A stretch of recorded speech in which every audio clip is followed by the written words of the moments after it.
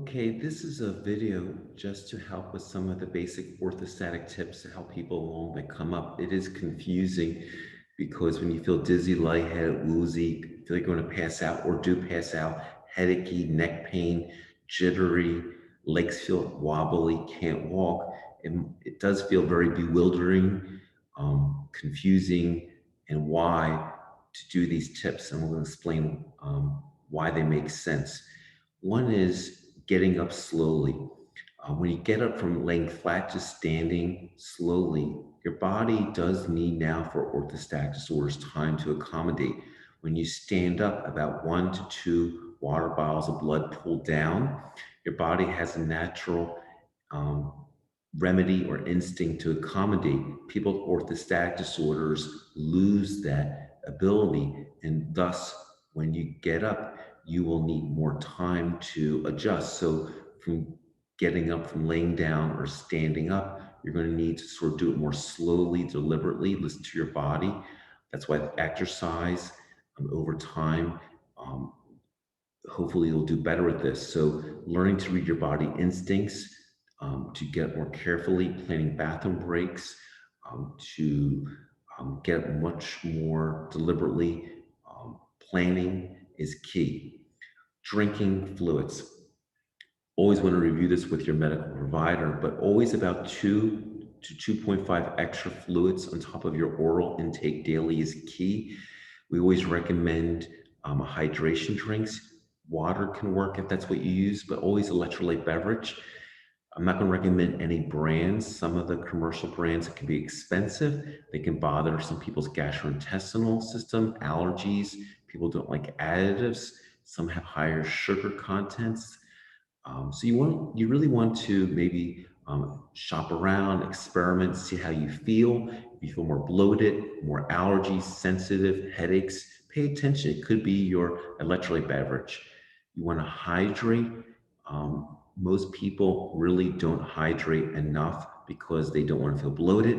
They don't want to be peeing. They don't want to be peeing at nighttime. So often you can try to hydrate more assertively during the daytime and truly hydrate, hydrate, hydrate. Even if you're on medicines that cause vasoconstriction or volume expansion, you need some volume, fluid to do this. And you can generally get this in for most people by oral hydration, 2 liters to 2.5 liters on top of your oral intake. And some people can just do this by using good old fashioned water.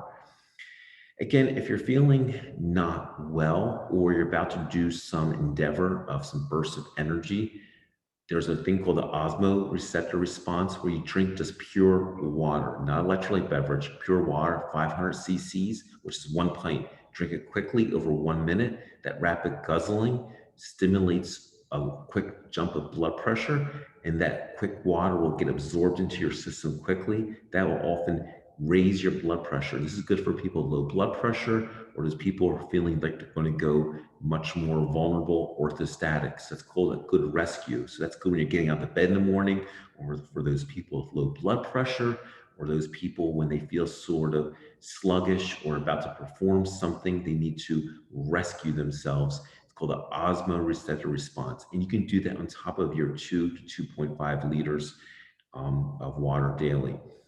Salt loading. Salt loading is generally good for people with more than normal blood pressure or low blood pressure. Is recommended if you have some of the high blood pressure spikes with the orthostatic disorders, which can happen as part of the body trying to get the blood pressure back up. Your body can rebound with a blood pressure spike in orthostatic disorders as a body response to still try to get it right for you.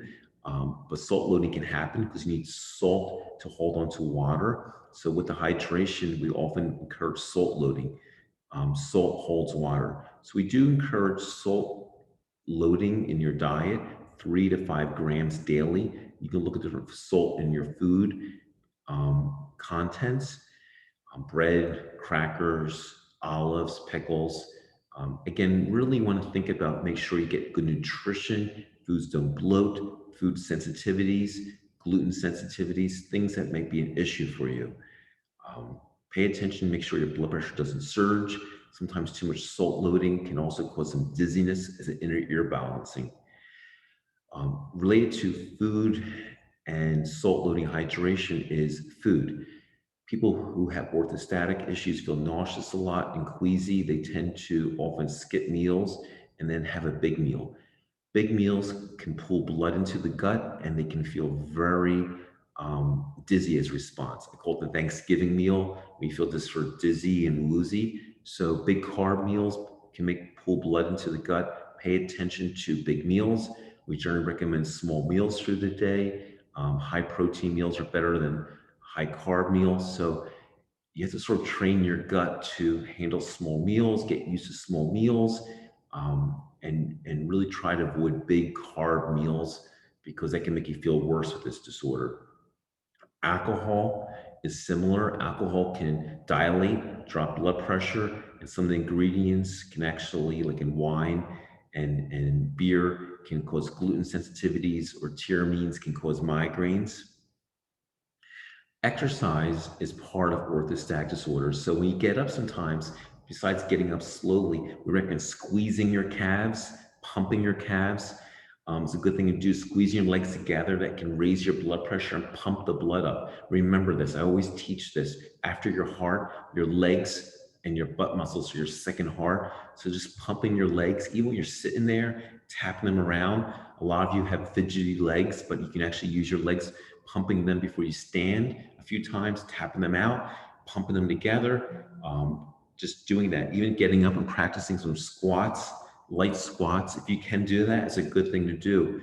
But squeezing your leg muscles, even laying down, squeezing and lifting your legs up is a good thing to do. A classic thing that comes up is called raising the head of the bed up. If you can do this, great. It can be challenging. We don't really want people to break the bank and spend lots of money on fancy costs. If you can raise it by 6 to 10 inches, go for it without sliding down.